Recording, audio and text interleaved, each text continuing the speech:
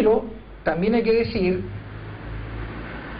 que la historia de la música de la Argentina revela un alto nivel de conflictividad social y cultural, o para decirlo en términos negativos, toda historia de la música es también una historia de rechazos, de proscripciones, de silenciamientos.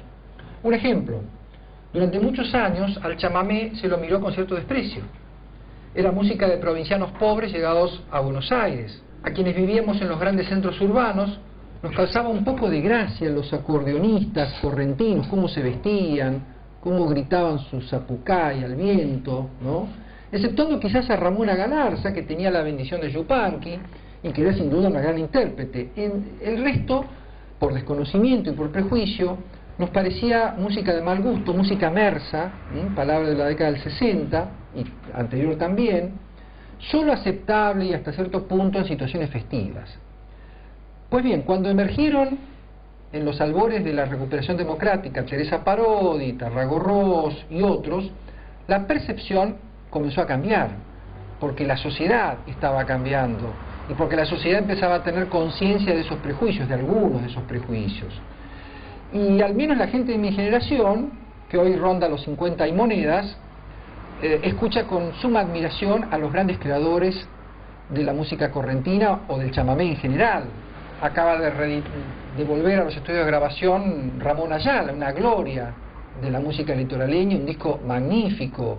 Raúl Barbosa estuvo la semana pasada en el FIFBAN, Festival Internacional de Folclore, que se hizo en los bosques de la ciudad de La Plata. Chango Spasiuk se presentó hace unos días en el Teatro Colón, y son todos exponentes actuales de esa tradición denostada, marginada de la música chamamecera. Bueno, eso mismo había sucedido con el tango. Eso mismo sucedió con el tango, desde principios del siglo XX hasta su consagración y su aceptación un poquito antes de la mitad del siglo XX. Y eso volvería a suceder con otros matices y en circunstancias diferentes, con el cuarteto cordobés, con la cumbia, etc. Otra gran diferencia entre la historia que intento hacer y las historias musicales del pasado tiene que ver con los soportes. Es decir, con los envases que ponen a la música en contacto con los oyentes, porque si bien nos encanta escuchar música en vivo, nos gusta ver la música también se ve, y una cosa muy corporal, muy teatral o dramática, lo cierto es que la mayor parte del tiempo que estamos escuchando música lo hacemos en forma mediada, es decir, lo hacemos porque está en la radio, porque ponemos música en un DVD o porque vamos en el auto escuchando un CD.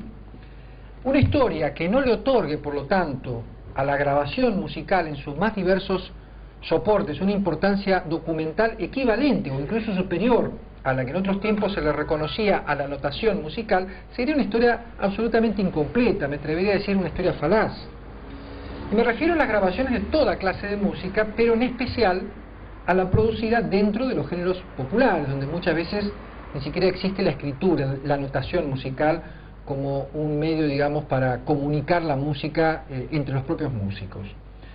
Claro, los géneros de música popular se fueron construyendo históricamente, pero existen en el horizonte del historiador de la música, no solo porque en el pasado hubo gente que escuchó tango, folclore, rock o lo que fuera, y que practicó, en el caso de los artistas, estos géneros, a veces con pasión y con fricción, sino por la sencilla o no tan sencilla razón de que estas músicas quedaron registradas en esas cápsulas de memoria sonora que son los discos. Esto puede parecer una verdad de perogrullo.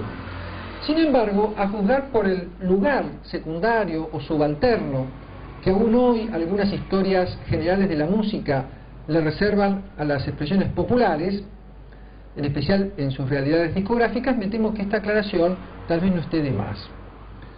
Dije al comienzo que en este libro se aborda tanto la música clásica como la popular. En realidad, del viejo criterio historiográfico solo conservé el orden de aparición, es decir, cada capítulo arranca entonces con música académica, alta, culta, clásica, erudita, todo un problema saber cómo definir la música clásica. Lo popular no es lo contrario de lo clásico, porque en tal caso lo clásico sería impopular, y sin embargo cuando Plácido Domingo se presenta en la avenida 9 de Julio, o cuando Daniel Barenboim da un concierto el 9 de julio, hay miles y miles de personas, más gente que la que va a bailar tango en Buenos Aires, seguramente, en una noche. Por lo tanto, bueno, por algún lado había que empezar, entonces esa producción alta, culta, clásica, o como la querramos llamar, encabeza cada capítulo. Seguramente un lector avisado en los debates culturales de nuestros días podrá observar que ya no tiene mucho sentido diferenciar lo culto de lo popular, o como prefieren decir los sociólogos culturales, lo alto de lo bajo. Hoy sobran ejemplos de músicas supuestamente populares que están elaboradas con procedimientos cultos, cultísimos, podríamos decir, y viceversa. Sin embargo, esta dicotomía, lo popular, lo clásico, que reitero, se ha debilitado sin desaparecer del todo, tuvo una importancia decisiva en la historia cultural de Occidente, al menos hasta la década de los años 60, con todas las rémoras a las que ya me referí, incluida la anécdota de aquel crítico de ópera que se enojó porque yo llevé al Mono Villegas. Indudablemente lo culto y lo popular no conformaban en el pasado esferas completamente autónomas. Gardel cantaba como cantaba porque admiraba a los payadores, pero también porque había aprendido la técnica vocal de Tito Schipa, de Caruso, de los grandes cantantes líricos. Tal vez la Argentina, por las características de su historia social, por la inmigración europea del principio del siglo, haya sido un escenario privilegiado en situaciones de permeabilidad entre la escritura y la oralidad musicales, ¿no? Pero aún así es innegable que las tensiones que atravesaron el mundo de la cultura a lo largo de la primera mitad del siglo XX reforzaron la polarización música clásica, música popular. Para decirlo rápidamente, una historia de la música argentina no se puede desentender de los alcances políticos que tuvo en otros tiempos la exhortación al color, al color, al color. Incluso hay un libro de conversaciones con Osvaldo Pugliese que se llama justamente así, Al color, Osvaldo Pugliese en el color. Una gran actuación. Y uno puede decir, bueno, esto ya pasó, el color ha sido escenario de música popular mucho antes de Pugliese. Recordemos que ya, prácticamente desde su fundación, en la semana de carnaval se levantaban las plateas del Colón para los bailes de carnaval, y ahí no se bailaba con Mozart y Beethoven y Verdi, se bailaba con música popular. En la época de Perón, Mariano Mores, luego los chalchaleros, la orquesta de Troilo en la década del 70. Sin embargo, sigue siendo un escenario bastante sagrado, vamos a decirlo así. La prueba de ello es que la semana pasada Charly García se presentó al Teatro Colón y compuso una obra especial para el Teatro Colón, y la prensa insistió en esto, no en el talento de Charly García solamente, sino en el hecho de que Charly García parecía estar entrando en una nueva instancia de legitimación de su música por el solo hecho de presentarse en la sacrosanta sala de la música clásica. Por lo tanto, estas cuestiones que tienen que ver con el valor, que tienen que ver con el prestigio, que tienen que ver con la legitimidad social, deben también, al menos eso es lo que yo he intentado hacer, formar parte de un relato histórico sobre la música argentina. Bueno, ya aclarado qué entiendo por historia de la música, paso ahora a la segunda pregunta derivada del título solamente del libro. ¿Qué entendemos por música argentina? ¿Qué es la música argentina? Porque perfectamente yo podría haber escrito un libro sobre músicos argentinos y ahí entraban todos. Entraban desde los músicos que en San Isidro hacen festivales de música country and western y son clones exactos de los grandes artistas de Arkansas y de Nashville.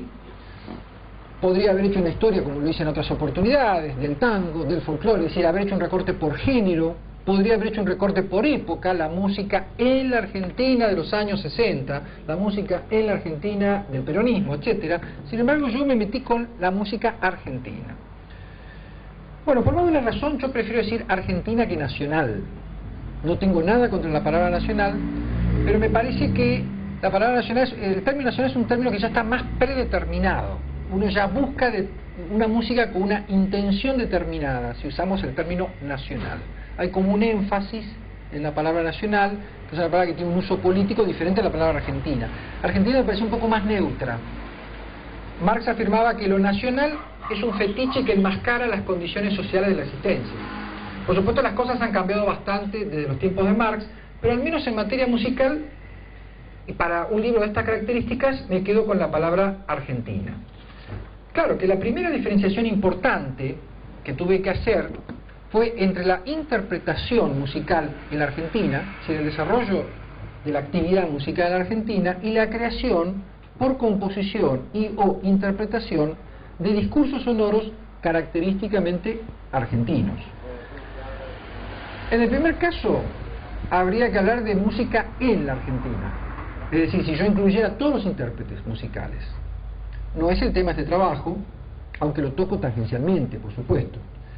Recuerdo un libro de Jorge D'Urbano, un temido crítico musical de otros tiempos, titulado La música en Buenos Aires. La música en Buenos Aires. El libro recogía críticas y crónicas de la actividad musical en Buenos Aires, en un registro bastante detallado de la vitalidad de la cartelera artística, sobre todo de la década del 50, que había sido el momento de más actividad de Urbano, y tenía, por supuesto, el inestimable valor, el plus de la mirada de un crítico muy calificado, sin duda, como era Jorge D'Urbano. Pero el libro no abordaba la música argentina como un objeto cultural de rasgos específicos. En todo caso, D'Urbano daba cuenta de la circulación y recepción de la música en nuestra sociedad, cualesquiera fueran la procedencia de las composiciones y la nacionalidad de los intérpretes. Recuerdo justamente una crítica del concierto de Louis Armstrong en Buenos Aires, allá por 1957, exactamente. Acá con el amigo compartimos el amor por el jazz.